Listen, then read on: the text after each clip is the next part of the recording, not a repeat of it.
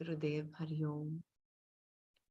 Om Sahana Vavatu Sahanau Bhunaktu Saha Viryankaravavahai Tejasvinavadhitamastu ma vidvishavahai. Om Shanti Shanti Shanti. Narayanam Namaskritya Naram Chaiva Narottamam Devim Saraswatim Chaiva Tato Jayamudiraye. Jai Gurudev.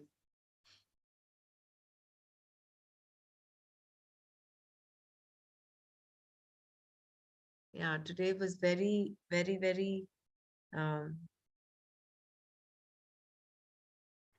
although the initial part was all about the Purva Pakshi and the Drishtaphala, and you know, how karma is not going to liberate one. Very beautifully, Shankara has come to the conclusion that it is only knowledge that can liberate one.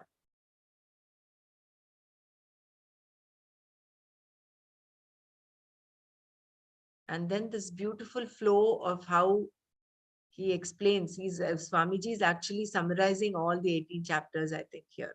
He's going chapter after chapter. Very beautifully.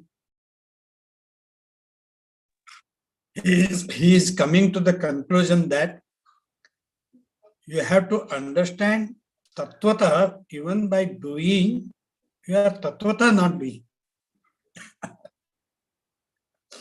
That is the knowledge, that is the nishtha you should have. Correct. And means we should not leave the karma also, but doing that, you should know that you are not doing. Tattvata. So you have to do such a way that it is, he is running the show, not you, ahankara, no, God. Eye is seeing, mouth is eating, nose is smelling. So you have to be one with it. Just so wonderfully. Very beautiful, I know. And even that aspect of surrender was so beautiful. We keep saying lip service to God, tan man dhan sab kuch tera. We keep saying that. And that example that Swamiji gave of the person handing over $10,000 every day, you know, what we're doing is almost like that. If that is what we call surrender, that is not surrender at all. What is surrender is ultimate. The ultimate surrender is that of your ahankara. And for that, that one question, who am I? That inquiry. It is only inquiry that will take you to that point of surrender, where it is because what you surrender, it is that false notion that you are the karta, you are the bhokta. And that happens only with knowledge. So actually speaking, surrender, knowledge actually merge in one place. No? Yeah, actually that was the key part of it, the whole vichara part, you know, like we always think about what the answer, well, who am I, what I'm going to say about myself, right? So, I mean, the more you think about it, you have to give up all of that, you know, like you're not this person, that person, or you're doing this, that. So when you do that, I mean, I think, I mean, I'm not at that point yet, but then you yourself come to the conclusion that you are nothing. You are nothing that way, like we brought that up yesterday also, where something to nothing and everything. So that nothing part comes to us, then I am not doing anything. So that's when I think, when I think I'm not doing anything, or I'm not doing anything, then you surrender everything to, everything is his action, you know, like his Bhagavan is the one doing everything, and we are just an instrument in that, you know. So as long as we get that in our mind, and then it will come. But then that's where I feel like, like even now, when we say it, oh, I do this, I do that, like that, how we not say that kind of stuff? I mean, you say it, but then again, what that having in your mind, you are not the doer. That I don't know how it will come out. That's also you're right. There was a Then nice that silence program will come, You should not say, that's it. silent program, right? Yeah, silence is But the another one of virtue. surrender is not, it is not in action. It is not physical. It's a mental thing. Because Mental, action yeah. can happen in three ways, no? Kayika, Vachika, Manasa. So it is Manasika where you have to renounce. That surrender has to come in the mind. And Yeah, that was also, he talked about prayer, right? For those three things. Yeah, like, so I was, I lately been listening to that, the sloka, and then say, you're seeing the book and, reciting it. So I was thinking myself, oh, I'm hearing, I'm seeing, my tongue is, saying it. So I'm doing it with all the senses now, like, only 3/4 of the senses. 3/5 of the senses, and the mind too, so that that, is like that, yeah, that's what was nice about that one, but then when you're listening to that, the some, so slokam or music that you put it on, like devotional song, and you're listening to it while you're doing work, that is also considered as one of those karma, right? It is also the karma.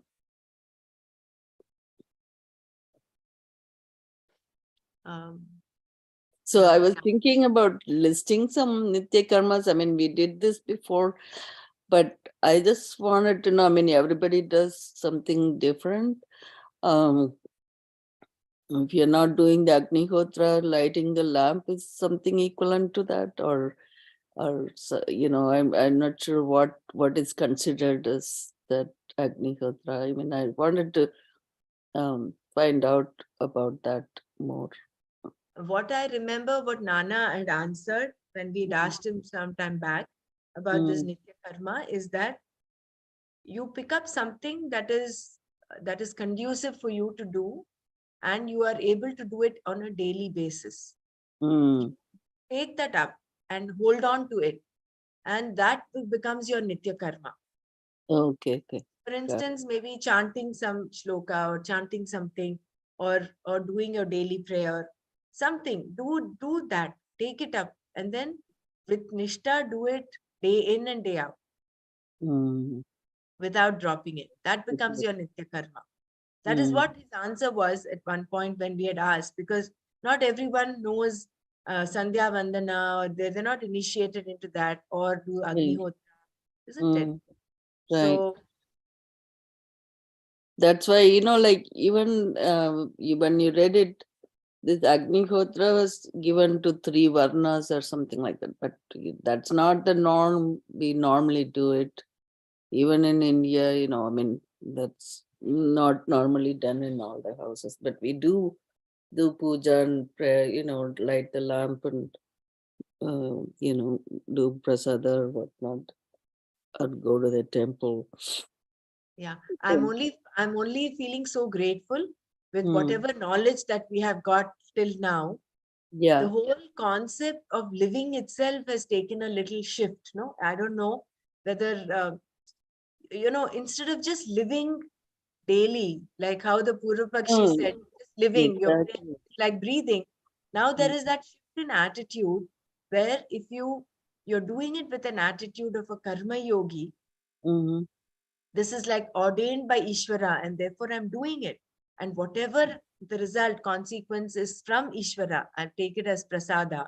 If you do it with that attitude, your whole uh, your whole living takes a different shift, complete 180-degree shift. Yeah, You're not just doing it for the sake of doing it, but you're doing it as part of, as a yajna, like that, you know. It Yeah, is, it's the whole different meaning to our life, right? In terms of like even pursuing this whole thing, it's more than the general norm of life, right? Like you were born and brought up and you went to school or graduated and did some work and married, have children, and that's not the end of life, right? I mean, after that, the end of life, but then there is something more that what you want to do in this life, right?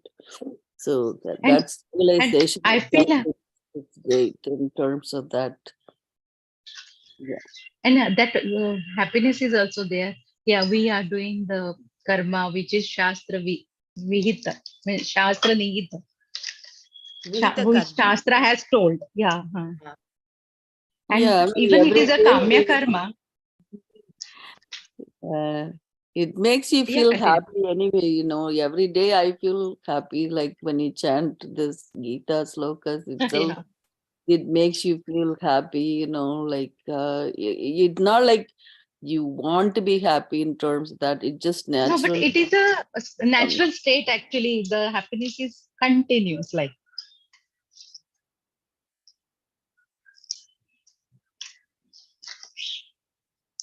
So therefore, the importance of the difference between doing Shastra Vihita karma with an attitude of not getting any desire, no specific desire, versus doing it as a Kamya karma. If you're doing it with the rest, with things saying, you know, you're going to get punya and you'll go to heaven, and therefore you're doing it, then cannot escape the cycle of samsara. You will continue. You will get punya. Of course, you will get punya. So after your death, you will go to heaven, stay there for a while, and then come back down again. Martya lokam vishanti. He will come back to the Martya loka. So therefore, we have And to shift and our, even if the punya is not exhausted, we have to come back to exhaust that punya also. yeah. So we, instead of our end result of whatever karma we do has to shift from kamya karma to antakarna shuddhi, or just drop that kamya. So even if you're doing a homa, for instance, see, chanting Rudram, it is said it is going to remove the dosha of papa of having stolen gold. That is what the Shastra has mentioned as uh, the Shastra, or it is said that Prayaschitta. What prayaschitta? the karma, the chanting Rudram is like prashchitta for stealing gold. So instead of doing that with that attitude, if you just chant for the sake of chanting, without any end in mind, then automatically that cleansing is happening, that antakarna shuddhi is happening. I have a question. This is not in line with the discussion that's going on about kamya karmas. As a grahastha, you have certain responsibilities to do, and therefore you do some rituals with this kamya karma in mind. I know it will bring in some result, whether punya or papa or neutral. Is it wrong to do kamya karma or no? Not wrong. That is No. what he says, no? He says, na buddhi janayet ajnanam karma sanginam.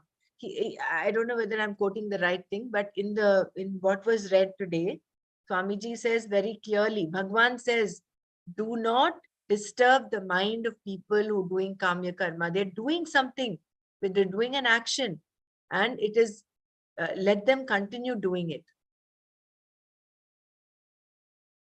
So, Yes, one but sentence this kamya also. karma is done with an intention for some result for the grahastha. yeah, that's okay. That's okay. Okay. Fine. He does All not right. say Thank you. do it. You No, can do it.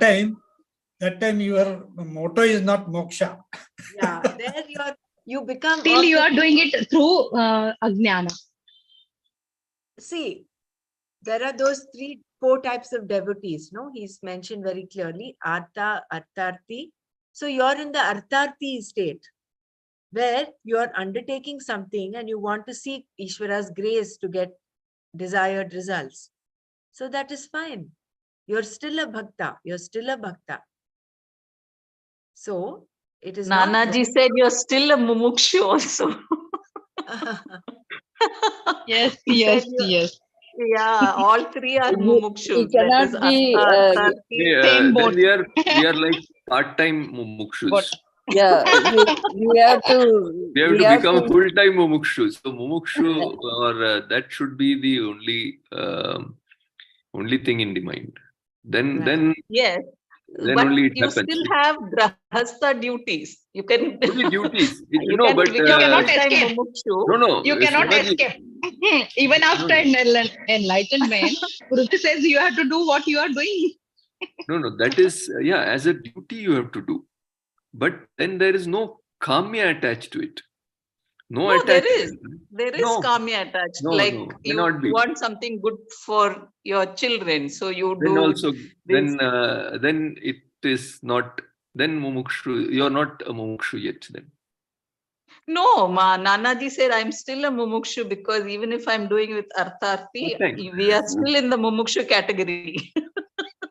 We are not in the jignasu category, but we are still in the mumukshu category. That's what I heard today? Yeah, that but is- not moksha. Yeah, not moksha. Yeah.